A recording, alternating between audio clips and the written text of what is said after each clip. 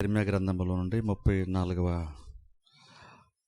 అధ్యాయము మొదటి 2 వచనాలు మొదటిగా మనం చదువుకుందాం. ఇర్మీయా గ్రంథంలో నుండి 34వ అధ్యాయములో నుండి మొదటి 2 వచనాలు మొదటిగా మనం చదువుకుందాం.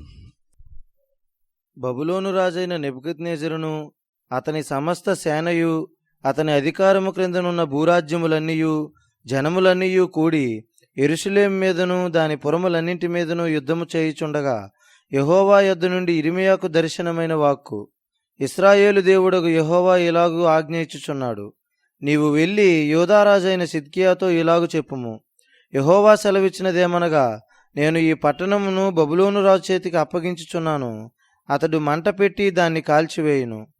చాలు.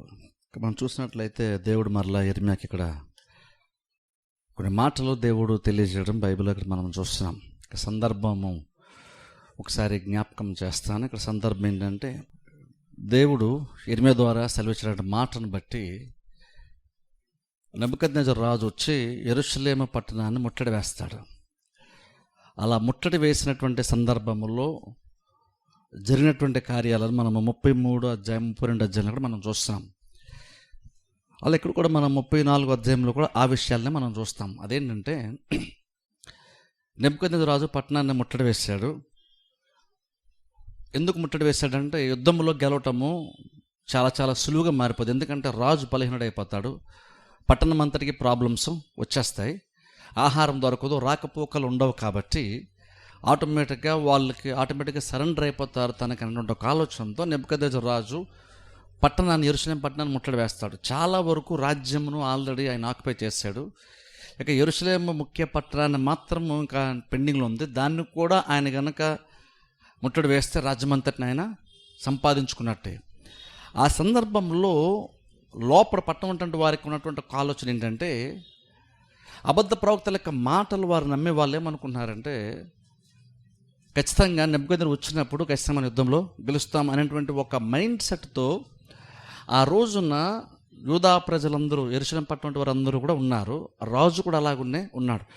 కానీ ఇర్మీయా యొక్క మెసేజ్ ఏంటంటే, మీరు గెలవరు, మీరు సరెండర్ అయిపోతేనే బాగుంటుంది అనేటువంటి విషయాన్ని ఇర్మీయా ప్రకటిస్తూ వచ్చాడు. చాలా కాలం ఆ విషయాన్ని చెప్తూ వచ్చాడు.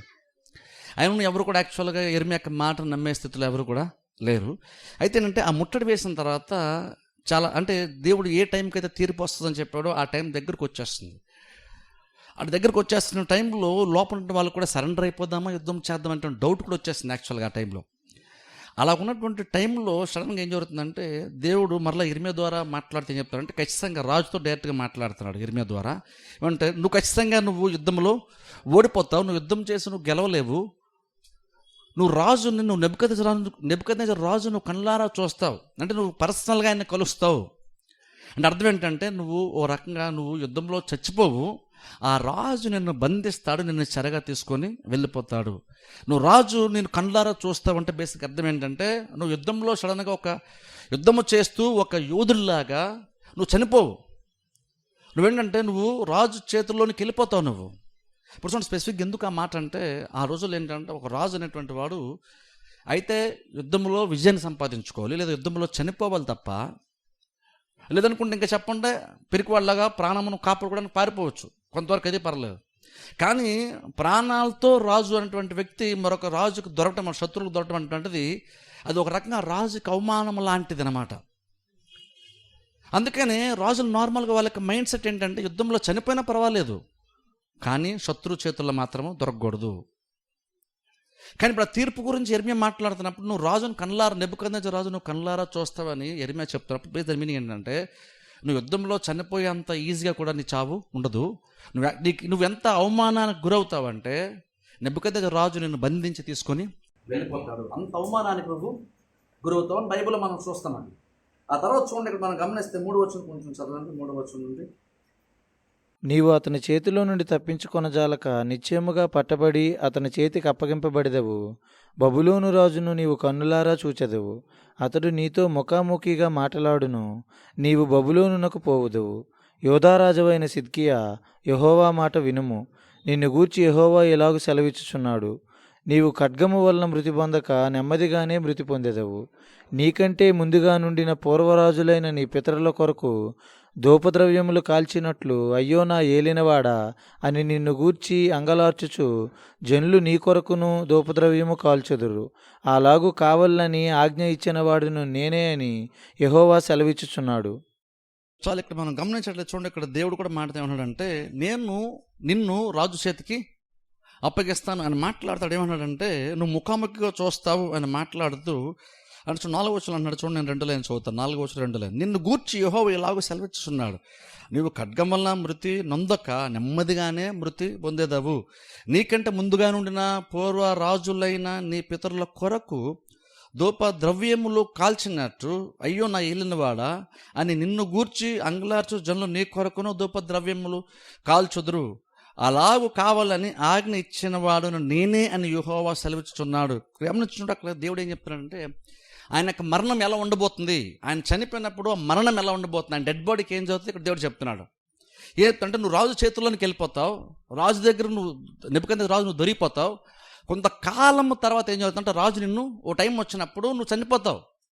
నువ్వు చనిపోయిన తర్వాత ఏదో నువ్వు శత్రువు కాబట్టి చనిపోయిన తర్వాత నేను అలా వదిలేసేవారు కాదు.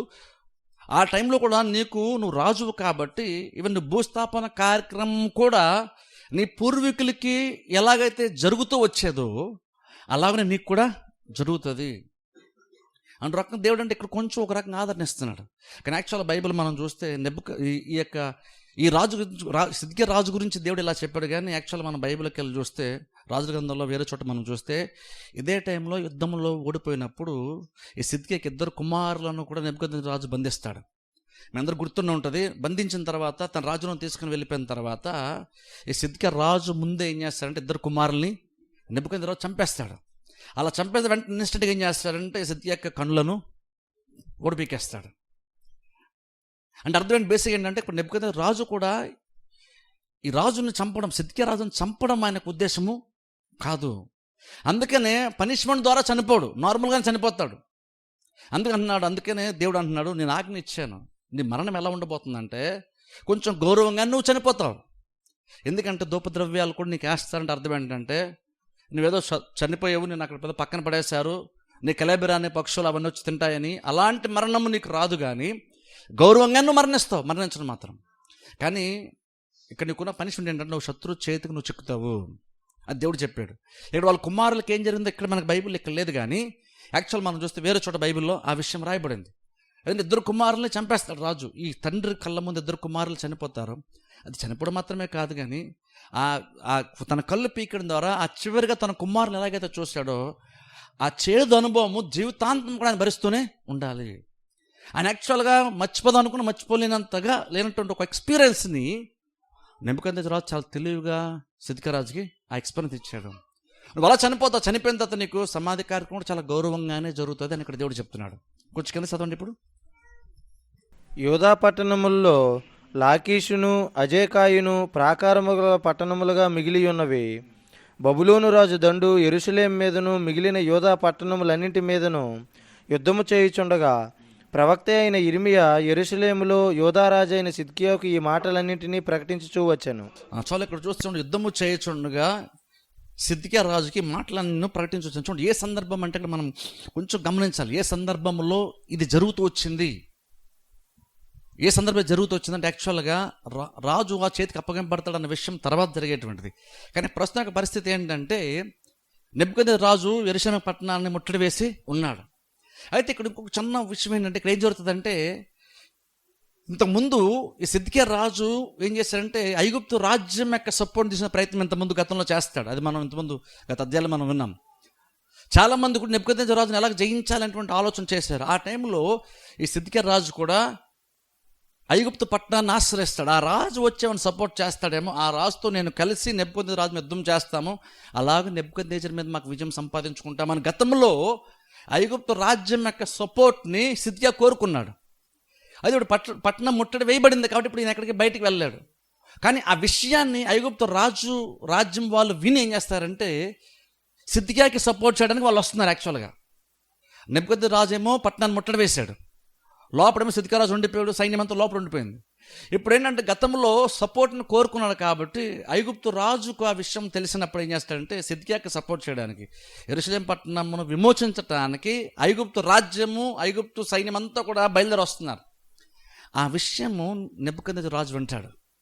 వీళ్ళు ఏం చేస్తారు, ఫస్ట్ వీళ్ళని పక్కన పెట్టేసి ముందు ఐగుప్తు రాజ్యంతో యుద్ధం చేసి వాళ్ళని గెలిచిన తర్వాత వద్దాము అనుకుని ఏం చేస్తాడంటే ఐగుప్తు రాజుని ఎదుర్కోవడానికి వెళ్తాడు. ఇప్పుడు మనకి అంతా ఎక్కడుందండి బైబిల్, మీరు అన్న చూద్దాం ఒకసారి, చూపిస్తాను ఒకసారి. 37 అధ్యాయంలో ఒకసారి చూద్దాం చూడండి. 37 అధ్యాయము 7-8 మాట ఉంటుంది. 37 అధ్యాయము 7-8 మాట ఉంది, చదవండి దయచేసి. 37 అధ్యాయము ఇర్మీయా గ్రంథం 37-7 మాట ఉంది. ఇశ్రాయేలు దేవుడకు యెహోవా ఆజ్ఞ ఇచ్చినదేమనగా, నా యొద్ద విచారించుడని నిన్ను నా యొద్దకు పంపిన యోధారాజుతో నీవేలాగు చెప్పవలెను. మీకు సహాయము చేయుటకై బయలుదేరి వచ్చుచున్న ఫరో దండు తమ స్వదేశమైన ఐగుప్తులోనికి తిరిగి వెళ్ళును. కల్దీయులు తిరిగి వచ్చి ఈ పట్టణం మీద యుద్ధము చేసి దాన్ని పట్టుకొని అగ్నిచేత కాల్చివేయుదురు. చాలు, ఇక్కడ చూడండి, కల్దీయులు తిరిగి వచ్చి అన్నమాట ఇక్కడ మనం చూస్తున్నాం. కల్దీయులు ఆల్రెడీ ముట్టడి వేస్తున్నప్పుడు, కల్దీయులు అంటే నెబుకద్నెజరు రాజు ఆ సైన్యం. ఇప్పుడు ఏం జరిగిందంటే ఇక్కడ మనం 37 అధ్యాయం మనం చూస్తే అక్కడ మనకు అర్థమవుతున్న విషయం ఏంటంటే ఐగుప్తు రాజు వస్తాడన్న విషయం తెలుసుకొని ఈ నెబుకద్నెజరు ఏం చేస్తాడు, ముందు వాళ్ళతో డీల్ చేద్దాము, ఆ తర్వాత యెరూషలేం పట్టణం సంగతి చూద్దాంలే అనుకొని వెళ్తున్నాడు. అలా వెళ్తున్నప్పుడు వీళ్ళకి ఏంటంటే లోపల ఉన్నటువంటి వాళ్ళకి ఏంటంటే ఇప్పుడు వాళ్ళకి ప్రెషర్ తగ్గిపోద్ది.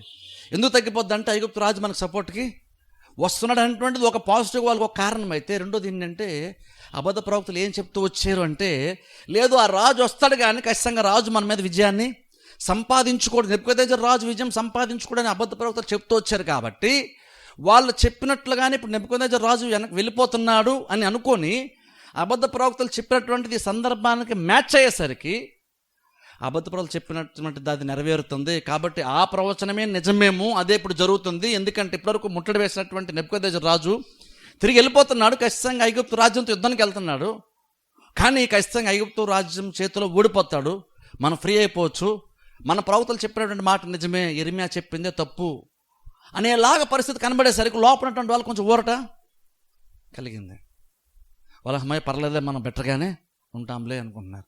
కానీ ఇక్కడ ఏం చెప్తున్నాడంటే ఇర్మీయా చెప్తాను, లేదు లేదు మీరు అనుకున్నారు కానీ ఖచ్చితంగా నెబుకద్నెజరు రాజు తిరిగి ఖచ్చితంగా వస్తాడు, ఇప్పుడు వెళ్తున్నాడు కానీ ఖచ్చితంగా తిరిగి వస్తాడు అనే విషయం చెప్తున్నాడు. అది కొంచెం కింద చదవండి. యూదుల చేత యూదులు కొలువు చేయించుకొనక తమ దాస్యంలోనున్న హెబ్రీయులను గాని హెబ్రీయురాండ్రను గాని అందరినీ విడిపించినట్లు విడుదల చాటింపవలనని రాజైన సిద్కియా యెరూషలేములోనున్న సమస్త ప్రజలతో నిబంధన చేసిన తరువాత యెహోవా యొద్ద నుండి ఇర్మీయాకు ప్రత్యక్షమైన వాక్కు. ఆ నిబంధనను బట్టి అందరూ తమకు దాసదాసీ జనముగా నున్న వారిని విడిపించుదుమనియు ఇక మీదట ఎవరునూ వారి చేత కొలువు చేయించుకొనమనియు ఒప్పుకొని ఆ నిబంధనలో చేరిన ప్రధానులందరూ ప్రజలందరూ విధేయులై వారిని విడిపించిరి. చాలు, ఇక్కడ చూడండి, ఇక్కడ చూడండి 9వ వచనం నుండి 8వ వచనం నుండి మనం 10వ వచనం చూస్తే అక్కడ ఒక విషయం చూస్తాం. అక్కడ యూదా ప్రజలు ఒక నిర్ణయం తీసుకున్నారంట. ఏంటంటే ఇప్పుడు వాళ్ళ మీద యాక్చువల్గా ఈ నెబుకద్నెజరు రాజు యొక్క ఒత్తిడి వాళ్ళ మీద ఉంది. అక్కడ వాళ్ళు ఏమంటున్నారంటే ఎలాగైనా సరే ఈ ప్రాబ్లం మనకు సాల్వ్ అవ్వాలి కాబట్టి మనం ఏమన్నా సరి చేసుకోవాల్సిన కార్యాలు ఏమైనా ఉన్నాయేమో అని బహుశా వాళ్ళు కూర్చొని ఆలోచించుకున్నారు. ఎందుకంటే వాళ్ళ మీద ఇప్పుడు ప్రెషర్ బాగా ఉంది, ప్రెషర్ ఉంది కాబట్టి ఇప్పుడు ఏమన్నారంటే వాళ్ళు బహుశా మనం ఏమన్నా సరి చేసుకుంటే దేవుడు మనకు సపోర్ట్ చేస్తాడు, ఖచ్చితంగా మనం నెబుకద్నెజరు రాజు పైన విజయాన్ని సంపాదించుకుంటాం అనుకున్నప్పుడు వాళ్ళకి ఒక పాయింట్ తట్టింది. అదేంటంటే ఆ రోజు ఏం చేస్తున్న వాళ్ళంటే ఆ టైంలో వాళ్ళు ఏం చేస్తారంటే తోటి సహోదరుల్ని కొంతమందిని ఏంటంటే వారి దగ్గర దాస్యులుగా వాళ్ళు పెట్టుకున్నారంట, బానిసలుగా వాళ్ళు పెట్టున్నారు. అంటే బానిసలు అంటే వేరేగా బానిసలు కాదు కానీ ఒక పనిలాగా పెట్టున్నారు వాళ్ళు. ఇప్పుడు చూడండి, ఎందుకని పనులాగా తమ సొంత ప్రజల్ని పనులాగా ఎందుకు పెట్టుకున్నారు అంటే కొన్నిసార్లు ఏం జరుగుతుందంటే కొన్ని కుటుంబాలు ఆర్థికంగా చెదిరిపోయినప్పుడు ప్రాబ్లమ్స్ ఉన్నప్పుడు లేదా అప్పు చేసి అప్పు తీరకపోతే నార్మల్గా ఏం చేస్తారంటే అప్పు ఇచ్చినటువంటి వారు ఏం చేస్తారంటే ఆ కుటుంబం ఉన్నటువంటి మగపిల్లలను తీసుకుని వెళ్ళిపోయి వాళ్ళతో వాళ్ళ పొలాల్లోనో లేదా ఇంట్లోనో పనులు చేయించుకుంటూ బానిసలుగా వాళ్ళని మార్చేవాళ్ళు. ఎందుకంటే ఇప్పుడు అప్పు తీర్చలేకపోతున్నారు కాబట్టి తీర్చగల కెపాసిటీ వాళ్ళు లేదు కాబట్టి ఇప్పుడు ఏం చేస్తారంటే వాళ్ళ పిల్లల్ని తీసుకెళ్ళి. అందుకే చూడండి ఎలీషా టైంలో కూడా ఒకసారి మనం చూస్తే వెధవరాలు కూడా అలాగే, వెధవరాలు కూడా అప్పు చేసింది, అప్పు ఇచ్చినటువంటి వాళ్ళు వచ్చారు, కుమారుని తీసుకెళ్ళిపోయే టైంలో ఎలీషా అక్కడికి వస్తాడు. అప్పుడు ఆ వెధవరాలు ఎలీషాకి మొరపెట్టు, నాకు సహాయం చేయని ఎలీషాకి మొరపెట్టుకుంటుంది. ఆ టైంలో నీ దగ్గర ఏముందన్నప్పుడు నాకు కొంచెం నూనె నా దగ్గర ఉందని చెప్తుంది. ఆ నూనెను ఎలీషా ప్రార్థన చేసి ఆశీర్వదిస్తాడు, అలాగే ఆమె అప్పును తీర్చుకుంటుంది. ఇప్పుడు అక్కడ కూడా చూస్తే అప్పు ఇచ్చినటువంటి వారు ఆ వెధవరాల దగ్గరికి వచ్చారు. ఏంటంటే ఇద్దరు కుమారులు తీసుకుని వెళ్ళిపోవడానికి వచ్చారు అన్న విషయము ఎలీషాకి ఆ వెధవరాలు చెప్తుంది ఆ టైంలో. ఎగ్జాక్ట్ అలాగున్న ఇక్కడ కూడా ఏం జరుగుతుందంటే, కొంతమంది ఆర్థికంగా బలహీనంగా ఉన్నప్పుడు అప్పు తీసుకున్న తర్వాత అప్పు తీర్చలేని సిచ్యువేషన్ వచ్చినప్పుడు ఏం చేశారంటే, ఆ కుటుంబంలో ఎవరో ఒకరిని వాళ్ళు పనుల్లాగా బానిసల్లాగా వాళ్ళు తీసుకుని వెళ్ళిపోయారు. అయితే ఇప్పుడు ఒక రకంగా రీజనబుల్, ఎందుకంటే అప్పున్నారు కాబట్టి తీసుకెళ్లారు. అది బహుశా అంత అన్యాయం కాకపోవచ్చు, కానీ దేవుని యొక్క నిబంధనలో దేవుడు ఇచ్చిన ఒక ఆజ్ఞ ఏంటంటే, ఒకళ్ళు ఎవరైనా ఆర్థికంగా వెనుకబడిపోయి అప్పు తీర్చలేక ఇలా కనుక మీరు ఒకవేళ బానిసలాగా లేదా పనుల్లాగా పెట్టుకున్నారు, అది ప్రాబ్లం లేదు, మీ అప్పు తీరాలి కాబట్టి. కానీ మీరు ఏం చేయాలంటే 6 సంవత్సరాలు ముగించిన తర్వాత ఆ వ్యక్తిని మీరు రిలీజ్ చేసేయాలి, మీరు వదిలేయాలి. 7వ సంవత్సరం ఎంటర్ అవ్వగానే ఆ వ్యక్తిని మీరు వదిలేయాలి. ఎందుకంటే మీరు 6 సంవత్సరాలు పరిచర్య చేయించుకున్నారు, వాళ్ళంతా తప్పున్నారు, అంతా కూడా తీరిపోయినట్టే. మీరు మ్యాక్సిమం ఒక వ్యక్తిని కనుక మీ దగ్గర పనుల్లాగా పెట్టుకుంటే 6 సంవత్సరాలే. అంతకు మించి పెట్టుకోవడానికి దేవుడు యూదా ప్రజలకు, ఇజ్రాయెల్ ప్రజలకు అనుమతిని ఇవ్వలేదు. అంతకంటే ఎక్కువ పెట్టుకుంటే ఖచ్చితంగా అన్యాయమే. 6 సంవత్సరాల వరకు ఒకవేళ వాళ్ళు డబ్బులు తిరిగి ఇవ్వలేకపోయారు కాబట్టి, వీళ్ళు నష్టపోకూడదు కాబట్టి, వాళ్ళతో పని చేయించుకొని అలాగ అప్పును తీర్చుకోవచ్చు కాబట్టి దేవుడు ఆ వెసులుబాటుని ప్రజలకు కల్పించాడు. అలా కల్పిస్తూనే పనివాడుగా, బానిసగా లేదా దాసులుగా వెళ్ళిపోయినటువంటి వాళ్ళు అక్కడే చితికిపోయి అక్కడే జీవితాంతం ఉండకూడదు కాబట్టి వాళ్ళకు కూడా దేవుడు వెసులుబాటు ఇచ్చాడంటే 6 సంవత్సరాల వరకే యజమాని అయినటువంటి వారు తమ దగ్గర పనుల్లాగా పెట్టుకోవాలి. 6 సంవత్సరాల తర్వాత మీరు రిలీజ్ చేసేయాలి ఆ వ్యక్తిని. ఆ వ్యక్తిని స్వతంత్రాన్ని మీరు చేసేయాలి. ఆ వ్యక్తి ఎక్కడికంటే అక్కడికి వెళ్ళిపోయి తన పని తాను చేసుకోవడానికి అతను మీరు వదిలేయాలి, రిలీజ్ చేయాలని దేవుడు చెప్పాడు యాక్చువల్గా. కానీ ఇక్కడ ఏం జరుగుతూ వచ్చిందంటే, ఈ సందర్భంలో వాళ్ళు 6 years కన్నా ఇంకా ఎక్కువ పెట్టేసుకున్నారట వాళ్ళు. ఇప్పుడు ఆ విషయము రాజుకి, ప్రజలకు అందరికి కొంతవరకు అర్థమైంది. ఎందుకంటే వాళ్ళు ఇప్పుడు ప్రెషర్లో ఉన్నారు కాబట్టి, ప్రాబ్లం ఉన్నారు కాబట్టి, ఆ ప్రాబ్లం ఎలాగైనా సాల్వ్ అయితే చాలు, ఈ నెబుకద్నెజర్ ప్రాబ్లమ్స్ మనం గట్టెక్కితే చాలు అంటున్నారు. దానికి ఇది కూడా ఒక కారణమేమో, ఇది మనం సరి చేసుకుంటే ప్రాబ్లమ్ సాల్వ్ అయిపోద్దేమో అనుకొని రాజు కూడా ఏమని ప్రకటించాడంటే, ఎవరెవరైతే దాసుల కింద 6 సంవత్సరాల కన్నా ఎక్కువగా పెట్టుకున్నారో వాళ్ళందరినీ కూడా మీరు రిలీజ్ చేసేయండి అని ఆజ్ఞ ఇచ్చాడట. అలాగనిచ్చాడు. అలాగా చాలామంది కూడా నిజమేలే, బహుశా ఇలా మనం చేస్తే ఈ విషయాన్ని మనం సరి చేసుకుంటే ప్రాబ్లం సాల్వ్ అయిపోద్దిలే అని అనుకొని నిజంగా వాళ్ళు ఏం చేశారంటే, 6 సంవత్సరాల కంటే ఎక్కువగా ఎవరినైతే వీళ్ళు బానిసలుగా, దాసులుగా చేసుకున్నారో వాక్యాన్ని బట్టి ఆ టైంలో వాళ్ళు తెలుసుకొని రిలీజ్ చేయడం స్టార్ట్ చేశారు. దేవుని యొక్క మాటను బట్టి కావచ్చు, లేదా రాజు యొక్క ఆజ్ఞను బట్టి కావచ్చు, వాళ్ళు వదిలేయడం స్టార్ట్ చేశారు. ఎందుకంటే అక్కడ నిజంగా పని వాళ్ళ మీద వాళ్ళకు ఉన్నటువంటి శ్రద్ధ కాదు, వాళ్ళ మీద ఉన్న ప్రేమ కూడా కాదు, వాళ్ళ మీద కొంత ప్రెషర్ ఉంది. నెబుకద్నెజర్ అనేటువంటి రాజు యొక్క ఒత్తిడి వారిపైన ఉంది. రాజ్యమునే కోల్పోయేటువంటి పరిస్థితుల్లో ఉన్నారు కాబట్టి ప్రెషర్ని తట్టుకోలేక వాళ్ళకు మంచి నిర్ణయం తీసుకున్నారు. ఆ నిర్ణయం ఏంటంటే, మనం ఇది సరి చేసుకుంటే బహుశా దేవుడు మనకు సపోర్టు చేస్తాడేమో అనుకుని వాళ్ళు ఏం చేశారంటే, రాజు ప్రకటించాడు మీరు విడుదల చేసేయాలి, 6 సంవత్సరాలు ఎక్కువ ఎవరినైతే పెట్టినారు దాసులందరూ మీరు రిలీజ్ చేయాలన్నప్పుడు ప్రజలందరూ కూడా సమ్మతించారు. ప్రధానులు, ఇక్కడ బైబిల్లో చూడండి, ప్రధానులు అంటే ఉన్నతమైన స్థితిలో ఉన్న వారందరూ, బాగా డబ్బున్న వాళ్ళందరూ కూడా వాళ్ళకి అర్థమైంది, మనం మరీ ఎక్కువగా వాక్యాన్ని మీరి మనము వీళ్ళందరూ దాసులు చేసేసుకున్నాము, అది దేవునికి కోపం తెప్పిస్తుందేమో, కాబట్టి మనం రిలీజ్ చేసేద్దాం అనుకుని రిలీజ్ చేసేసారు. దాసుల మీద ప్రేమ ఉండి కాదు, ఆ ప్రాబ్లం నుండి తప్పించుకోవాలి కాబట్టి ఇన్స్టెంట్గా వాళ్ళకి వచ్చినటువంటి ఒక అవకాశంగా వాళ్ళు దాన్ని అనుకొని, దీని సంగతి తర్వాత చూద్దాం, ముందు మనకి ప్రాబ్లం సాల్వ్ అయిపోతే చాలు అనుకొని నిర్ణయం తీసుకొని దాసులందరినీ విడిచిపెట్టేశారు వాళ్ళు. అదే కొంచెం కింద చదవండి. అయితే పిమ్మట వారు మనస్సు మార్చుకొని, ఇక్కడ గమనిస్తే, అయితే పిమ్మట వారు మనస్సు మార్చుకొని తాము స్వతంత్రులుగా పోనిచ్చిన దాసీ జనులను, తాము స్వతంత్రులుగా పోనిచ్చిన దాసీలను మరలా దాసులుగాను దాసీలుగాను లోపరుచుకొనిరి. మరలా దాసులుగాను లోపరుచుకొని, కావున యెహోవా వద్ద నుండి వాక్కు ఇర్మియాకు ప్రత్యక్షమై ఇలాగు సెలవిచ్చెను, ఇశ్రాయేలు దేవుడగు యెహోవా ఆజ్ఞ ఇచ్చినదేమనగా, దాసుల గృహమైన ఐగుప్తు దేశములో నుండి నేను మీ పితరులను రప్పించిన దినమున వారితో ఈ నిబంధన చేసి తిని, నీకు అమ్మబడి 6 సంవత్సరములు కొలువు చేసిన హెబ్రీయులకు మీ సహోదరులను 7 సంవత్సరములు తీరిన తరువాత మీరు విడిపింపవలను. అయితే మీ పితరులు తమ చెవియొగ్గి నా మాట అంగీకరింపకపోయిరి. మీరైతే ఇప్పుడు మనస్సు మార్చుకొని ఒక్కొక్కడు తన పొరుగువానికి విడుదల చాటింతుమని చెప్పి నా పేరు పెట్టబడిన ఈ మందిరమందు నా సన్నిధిని నిబంధన చేసితిరి, నా దృష్టికి యుక్తమైనది చేసితిరి. పిమ్మట మీరు మనస్సు మార్చుకొని నా నామమును అపవిత్రపరిచితిరి. వారి ఇచ్ఛానుసారముగా తిరుగునట్లు వారిని స్వతంత్రులుగా పోనిచ్చిన తరువాత అందరూ తమ దాసీలను మరలా పట్టుకొని తమకు దాసులుగాను దాసీలుగాను ఉండుటకై వారిని లోపరుచుకొంటిరి. చాలా ఇక్కడ చూడండి, ఇక్కడ దేవుడు మాట్లాడుతూ అంటున్నాడు, అదే చెప్తున్నాడు. ఏమంటున్నాడంటే ఇక్కడ దేవుడు, నా వాక్యాన్ని బట్టి మీరు ఏం చేశారంటే కొంచెం మార్చుకోవాలని మీకు అనిపించి మార్చుకునే ప్రయత్నం చేశారు, అలాగే మీరు దాసుల్ని విడుదల చేశారు, వాళ్ళకి స్వతంత్రాన్ని ఇచ్చారు వాళ్ళకి. అది మంచి విషయమే, మీరు చేసింది బాగానే ఉంది. కానీ మీరు ఏం చేశారంటే మరలా అన్నారు దేవుడు. మరలా మీరు ఏం చేశారంటే మీరు వెళ్ళి మరలా అదే ఎవరినైతే మీరు వదిలేశారు, రిలీజ్ చేశారు, అదే దాసులు మరలా మీరు తీసుకొచ్చేసుకున్నారు. ఇది ఎప్పుడు జరిగింది అంటే బేసిక్ ఎప్పుడు జరుగుండొచ్చు అంటే మనకి ఇక్కడ ఇన్ఫర్మేషన్ లేదు, కానీ ఎప్పుడు జరుగుండొచ్చు అంటే వీళ్ళు రిలీజ్ చేసేసిన తర్వాతనే బహుశా నెబుకద్నెజర్ రాజు ఐగుప్తు రాజ్యంతో యుద్ధం చేయడానికి బహుశా వెళ్ళుంటాడు. ఇప్పుడు వీళ్ళే ఉన్నారంటే నెబుకద్నెజర్ రాజు వెళ్ళిపోయాడు కాబట్టి మనకి ప్రాబ్లం సాల్వ్ అయిపోయింది కాబట్టి అని బహుశా అనుకున్నారేమో. మరలా వాళ్ళు ఏం చేశారంటే ఆ దాసులు మళ్ళీ తిరిగి తెచ్చుకునే ప్రయత్నము చేశారు.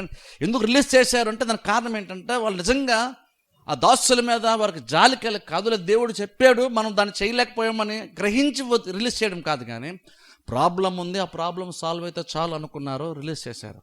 కానీ ఎప్పుడైతే నెబుకద్నెజర్ రాజు మరలా ఐగుప్తు రాజ్యం యుద్ధం చేయడానికి వెళ్ళిపోయాడో వాళ్ళ ప్రెషర్ తగ్గేసరికి మరలా వాళ్ళు ఏం చేశారంటే ఆ దాసులను తెచ్చుకునే ప్రయత్నము చేశారు. ఎలా తెచ్చుకున్నారంటే బహుశా బలవంతంగా ఖచ్చితంగా తెచ్చుకొని ఉండుంటారు. వాళ్ళు ఇష్టానుసారంగా అంటే వాళ్ళకి ఎక్కడికన్నా వెళ్ళడానికి వాళ్ళని వదిలేయకుండా ఏం చేశారంటే మరలా బలవంతంగా వాళ్ళని తెచ్చుకొని పెట్టుకున్నారంట. అలా పెట్టుకున్న దాన్ని దేవుడు ఎలా అంటున్నాడంటే మీరు నా నిబంధనలు మీరారు, మీరు నా మందిరాన్ని మీరు అపవిత్రపరిచారు అంటున్నాడు దేవుడు. అంటే దేవుడు ఎలా చూస్తాడంటే వీళ్ళు దాసులు అంటే వీరు వేరే రాజ్యానికి సంబంధించినటువంటి వారు కాదు, వీళ్ళు తమ సొంత సహోదరులే, వారితో పాటు యూదా ప్రజలే, వీళ్ళు కూడా ఇజ్రాయేల్ ప్రజలే, దేవునికి బిడ్డలే. కాకపోతే ఆర్థికంగా అప్పు తీరలేదు కాబట్టి కొంతకాలం అప్పు తీర్చుకోవడానికి యజమానుల దగ్గర పనిచేయడానికి వెళ్ళినటువంటి వాళ్ళు. కానీ వీళ్ళు దాసుల్లాగా చూడక బానిసల్లాగా ట్రీట్ చేయడం స్టార్ట్ చేశారు. అది దేవునికి అది కోపం తెప్పింది. ఎందుకంటే తమ సహోదరులను వాళ్ళు ఎలా ట్రీట్ చేస్తారంటే కూడా దేవుడు చాలా సీరియస్గా తీసుకున్నాడు. అది తీసుకుని దేవుడు అన్నాడు వాళ్ళని సరిగ్గా ట్రీట్ చేయలేదు కాబట్టి దేవుడు అన్నాడు మీరు నా నిబంధనను మీరి నా మందిరాన్ని మీరు అపవిత్రపరిచారు. మీరు ముందు రిలీజ్ చేశారు, మంచిదే, నేను దాన్ని కాదనట్లేదు. కానీ మీరు తర్వాత మరలా మీ మనసు మార్చుకొని మీరు ఏం చేస్తారంటే వాళ్ళందరినీ మళ్ళీ తిరిగి మీరు తెచ్చుకొని నా నిబంధన మీరారు, నా నిబంధన మీరే నన్ను అపవిత్రపరిచారు, నా మందిరాన్ని మీరు అపవిత్రపరిచారు దేవుడు అంటున్నారు. అలా నిబంధన మీరడం వల్ల దేవుడు ఏం చేస్తున్నాడు చూడండి, అక్కడ మాట్లాడతాడు, దేవుడు తీర్పు గురించి మాట్లాడతాడు. తర్వాత చదవండి. కాబట్టి యెహోవా ఇలాగ సెలవిచ్చుచున్నాడు. చూడండి 17 వచ్చిన కాబట్టి అలా చేశారు కాబట్టి ఇప్పుడు దేవుడు అంటున్నాడు, దేవుడు చెప్తున్నాడు మాట. ఒక్కొక్కడు తన సహోదరులకును తన పొరుగువారికి విడుదల ప్రకటింపవలనని నేను చెప్పిన మాట మీరు వినకపోతిరే. ఆలోచించుడి, విడుదల కావాలని నేనే చాటించుచున్నాను. అది ఖడ్గక్షామ సంకటముల పాలొగుటకైన విడుదలయే. భూరాజ్యములన్నింటిలోనూ ఇటు అటు చెదరగొట్టుటకు మిమ్మల్ని అప్పగించుచున్నాను. చాలా కృష్ణ దేవుడు మాట అన్నాడు చూడండి 17 వచ్చి మరొకసారి నేను చూస్తాను చూడండి. నేను సెలవిచ్చాను కానీ మీరు చేయలేదు అంటున్నాడు దేవుడు. ఒక్కొక్కడు తన సహోదరులకును తన పొరుగువానికి విడుదల ప్రకటింపవాలని నేను చెప్పిన మాట మీరు వినకపోతే అని అంటే మీరు ఆలోచించండి, విడుదల కావాలని నేను చాటించుచున్నాను, అది ఖడ్గక్షామ సంకటముల పాలగుటకై విడుదలయే. కృష్ణ దేవుడు అంటున్నాడు, ఏమంటున్నట్టు రకంగా నేను మీ దాసులకు విడుదల ప్రకటించమని నేను చెప్పాను, మీరు మొదటగా విడుదలను ప్రకటించారు వాళ్ళకి, మరలా మీరు ఏం చేస్తారు మరలా తిరిగి వాళ్ళని మీరు తెచ్చేస్తున్నారు కాబట్టి ఇప్పుడు నేను ప్రకటిస్తాను విడుదల అంటున్నాడు దేవుడు. ఇక్కడ ఇంతవరకు మీరు విడుదల ప్రకటించమని చెప్పాను, మీరు విడుదల ప్రకటించారు, వదిలేశారు దాసుల్ని, మరలా మీరు బలవంతంగా తిరిగి తెచ్చుకున్నారు. ఇప్పుడు నేను కూడా నా మైండ్లో ఏముందని చెప్తాను వినండి, మీరు ఆలోచించండి అంటున్నాడు దేవుడు. ఇక్కడ చూడండి, ఇక్కడ దేవుడు ఎంత సీరియస్గా మాట అంటాడంటే ఇక్కడ అంటున్నాడు దేవుడు ఇప్పుడు నేను చెప్తాను మీరు వినండి అంటున్నాడు.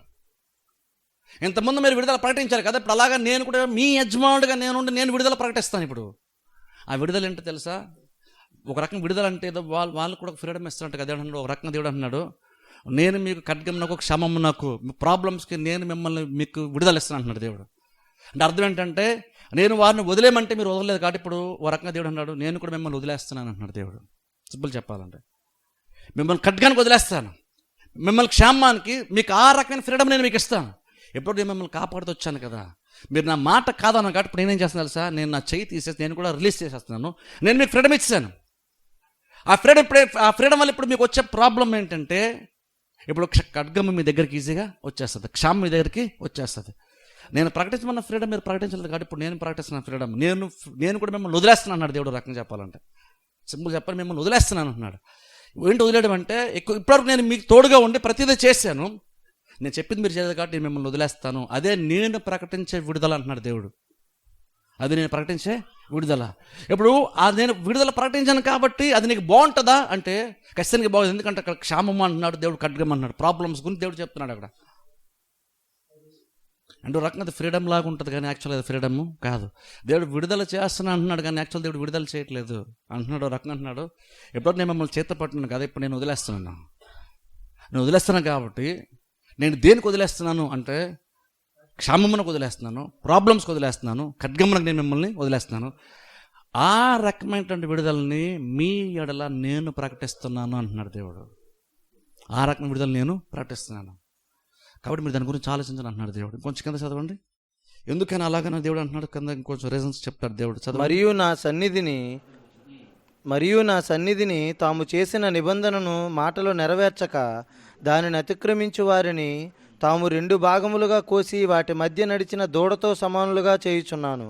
అనగా యోధా అధిపతులను, యెరూషలేము అధిపతులను, రాజపరివారములోని వారిని, యాజకులను, దేశజనులందరినీ, ఆ దూడ యొక్క 2 భాగముల మధ్య నడిచిన వారందరినీ ఆ దూడతో సమానులుగా చేయుచున్నాను.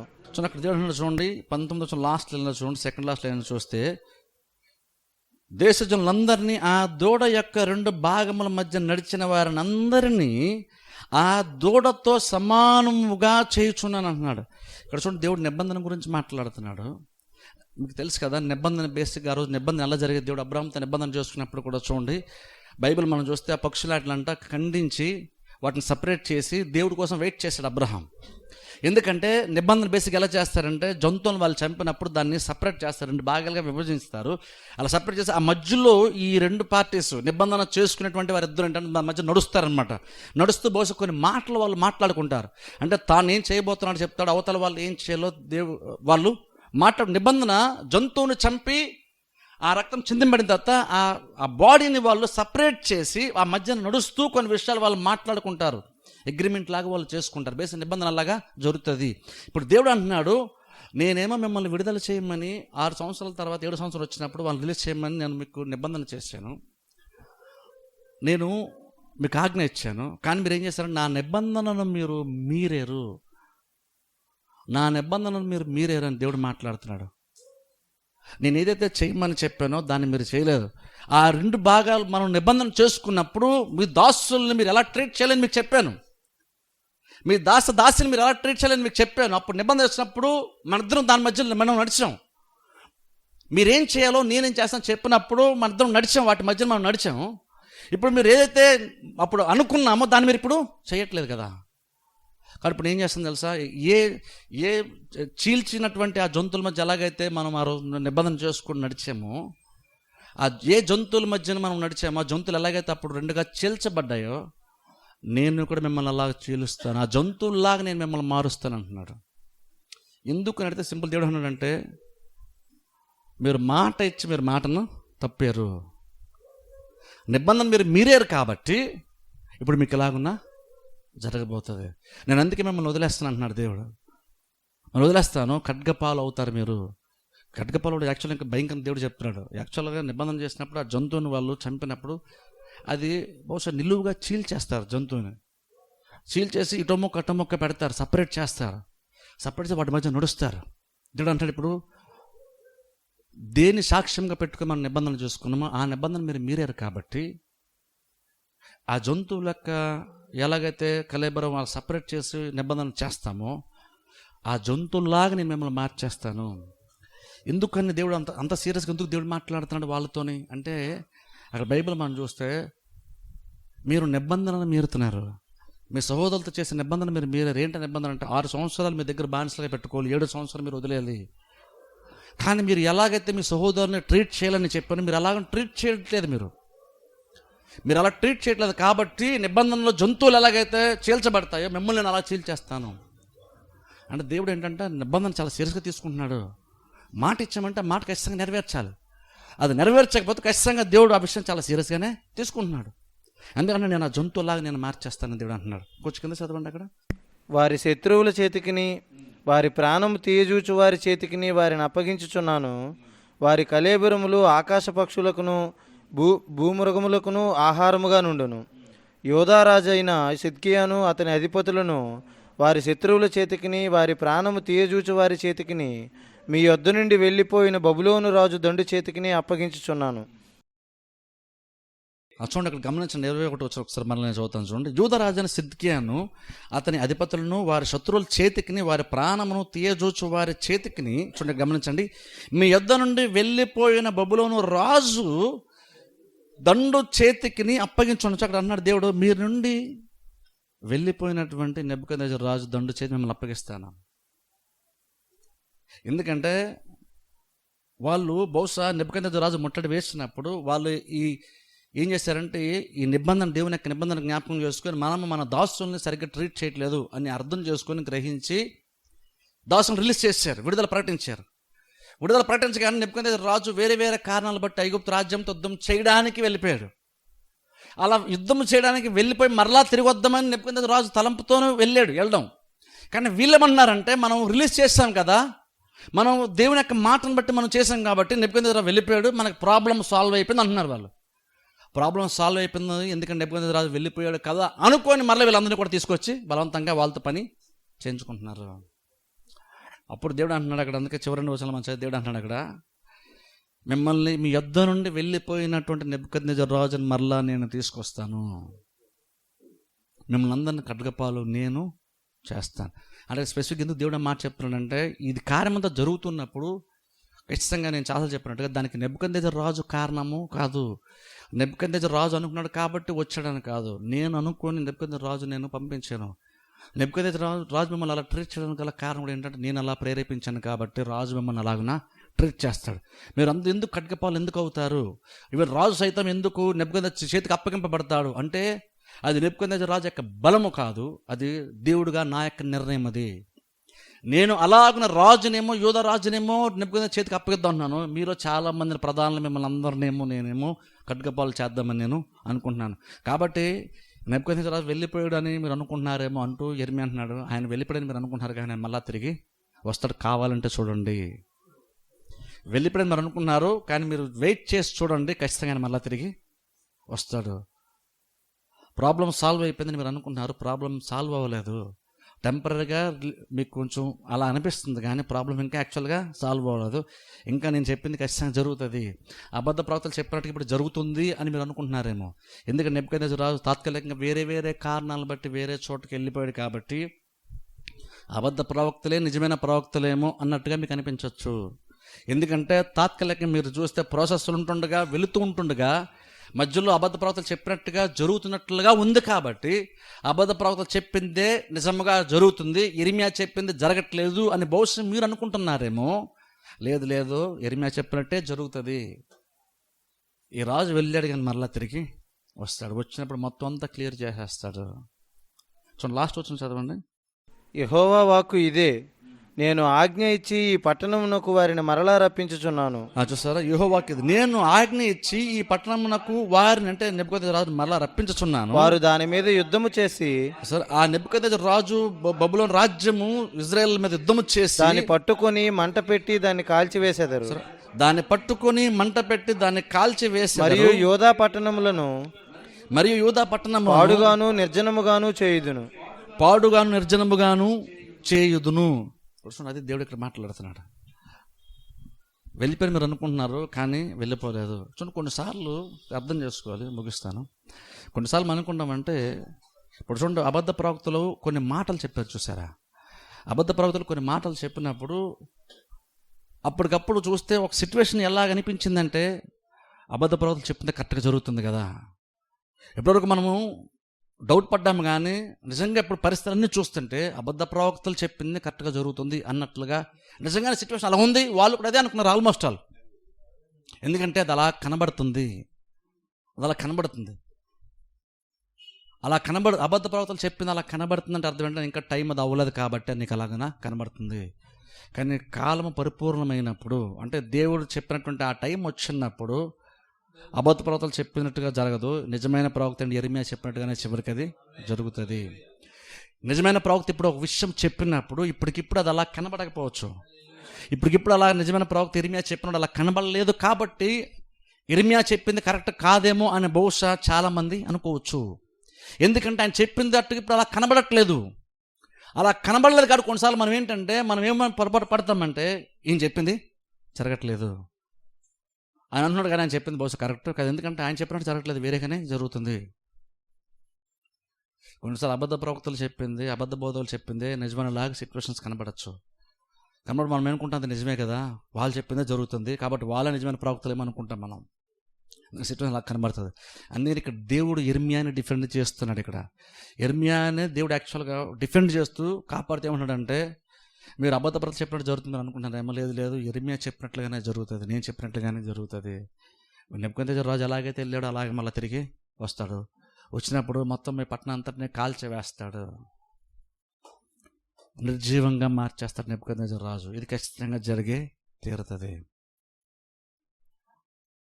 అంటే అర్థమైనా కొన్నిసార్లు నిజమైన ప్రవక్తలు చెప్పినటువంటిది జరగటం ఆలస్యం అవ్వచ్చేమో కానీ ఖచ్చితంగా అది జరిగే తీరుతుంది. ప్రవక్తలు నిజంగా చెప్పినప్పుడు అది దేవుని ఆత్మచేత ప్రేరేపింపబడి నిజంగా చెప్పుంటే, వాళ్ళ స్వార్థ ఉద్దేశంతో కాకుండా నిజంగానే దేవుని యొక్క వాక్యం అన్నట్లుగా చెప్పుంటే, వేరే వేరే స్వార్థపూరితమైన ఆలోచనలు బట్టి కాకుండా స్వలాభం కోసం చెప్పినట్టు కాకుండా జెన్యూన్గానే చెప్పుంటే, అది బహుశా ప్రస్తుతానికి అది అబద్ధంలా కనబడచ్చేమో, కానీ అది ఎప్పటికైనా సరే చివరికి అది నిజంగా దేవుడు చెప్పింది అయితే కనుక అది లేట్ అవ్వచ్చేమో కానీ చివరికి అదే జరిగి తీరుతుంది.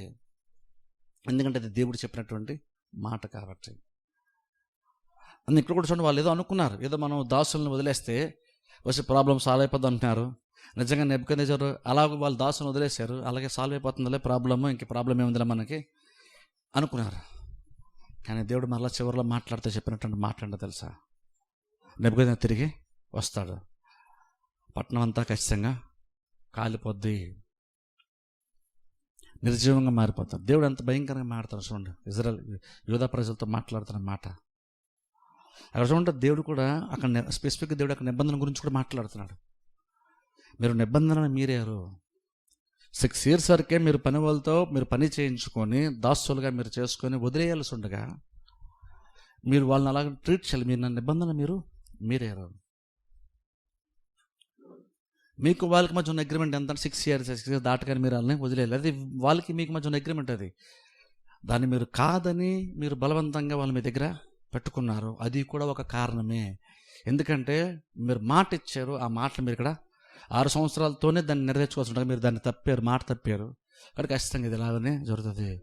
ఎలా జరుగుతుందంటే, నిబంధనలు ఎలాగైతే జంతువులు మనం సపరేట్ చేస్తామో, దాన్ని చీలుస్తామో, అలాగ మీరు చీల్చబడతారని దేవుడు చెప్తున్నాడు. అంత భయంకర తీర్పు దేవుడు ఇక్కడ మాడుతున్నాడు. అర్థం ఏంటంటే, నిబంధన చేసినప్పుడు దేవుడు ఖచ్చితంగా దేవునికి మనం మాట ఇచ్చామంటే ఆ మాట మనం మర్చిపోతాం, కానీ చాలా సందర్భాల్లో దేవుడు దాన్ని మర్చిపోడు. దేవుడు ఎప్పటికీ దాన్ని జ్ఞాపకం పెట్టుకుంటాడు. నిబంధన దేవుడు చాలా సీరియస్గా తీసుకుంటాడు. అది యాక్చువల్ ఇంకా నిజంగా చూసుకుంటే ఇది మనకు ఒక రకంగా దేవుడు లాంటి వ్యక్తి పనులను ఎలా ట్రీట్ చేస్తున్నా దాని గురించి కూడా నిజంగా దేవుడు మాట్లాడతా. అంత కన్సర్న్ దేవునికి ఉంటుందా, నిజంగా అంత అక్కర దేవునికి ఉంటుందా అంటే, నిజంగా ఇలాంటి క్రిటికల్ పొజిషన్లో ఉన్నప్పుడు పెద్ద పెద్ద సమస్యలతో యూదా పట్టణము లేదా ఇజ్రాయెల్ రాజ్యము సతమతమవుతున్న టైంలో దేవుడు నీ సహోదరులైనటువంటి నీ పని వాళ్ళతో నువ్వు ఎలా ట్రీట్ చేస్తున్నావు అన్నది కూడా దేవుడు మాట్లాడుతున్నాడు. అంటే అర్థం ఏంటంటే, మనం ఇతరులను ఎలా ట్రీట్ చేస్తామంటే చాలా చాలా ఇంపార్టెంట్ అన్నమాట. లేకపోతే దేవుడు దాన్ని కూడా సీరియస్గా దేవుడు తీసుకుంటాడు. దాన్ని దేవుడు అని సీరియస్ తీసుకుంటాడంటే దాన్ని బట్టి కూడా వచ్చే రిజల్ట్ ఏంటో కూడా దేవుడు చెప్తున్నాడు. వాళ్ళు అలా నిబంధన మీరే కట్ట అంటున్నాడు దేవుడు స్పెసిఫిక్గా మాడుతూ. నార్మల్ నెబుకద్నెజర్ బట్టి వచ్చే తీర్పు గురించి మాత్రం మాడుకున్నాను. నిబంధన మీరేరు కాబట్టి నేను విడుదల ప్రకటిస్తాను. విడుదల ఏంటంటే, ఆ రాజు వచ్చినప్పుడు మిమ్మల్ని కొంచెం నేను కాపాడిన నేను కూడా మిమ్మల్ని వదిలేస్తున్నాను. ఎంత వదిలేస్తానంటే, ఆ రాజు వచ్చినప్పుడు మిమ్మల్ని ఇష్టానుసారంగా మిమ్మల్ని ట్రీట్ చేస్తాడు. అలా మిమ్మల్ని ఎలాగైతే నిబంధనలో జంతువుని మనం సపరేట్ చేసేస్తామో, చీలుస్తామో, అలా మిమ్మల్ని మీరు చీల్చబడతారని దేవుడు చెప్తున్నాడు.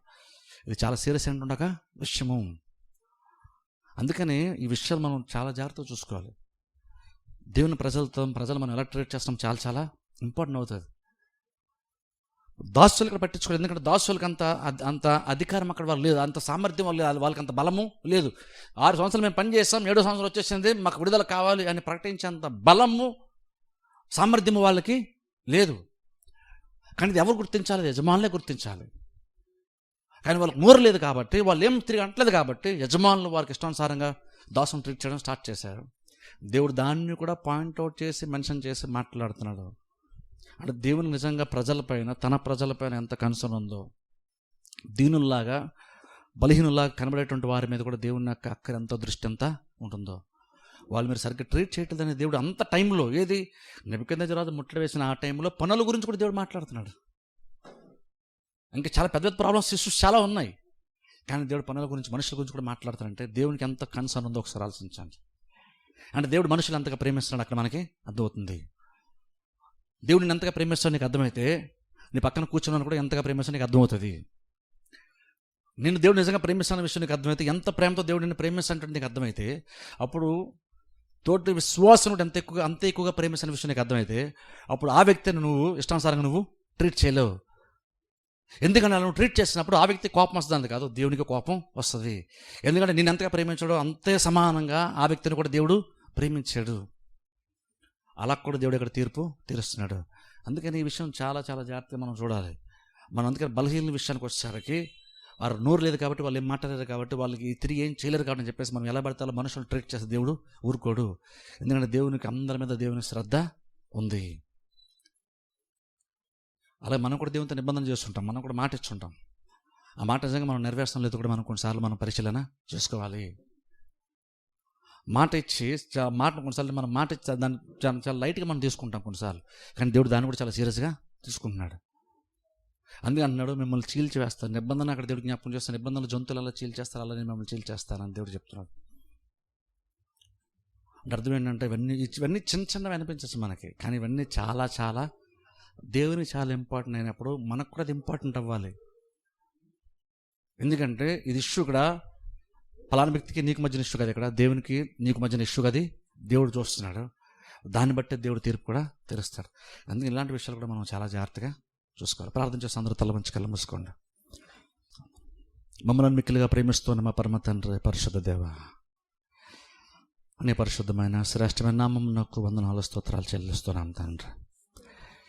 ఈ రాత్రికాల సమయంలో ప్రభా ఇర్మియా గ్రంథం 34వ అధ్యాయాన్ని మేము కొన్ని విషయాలు తెలుసుకోవడానికి ప్రభా మీరు మాకు ఇచ్చిన ఈ మాటలను బట్టి, ఈ వాక్య జ్ఞానం బట్టి మీకు వందనములు స్తోత్రాలు చెల్లిస్తున్నాం. మా పూర్వీకుల యొక్క చరిత్ర తండ్రి,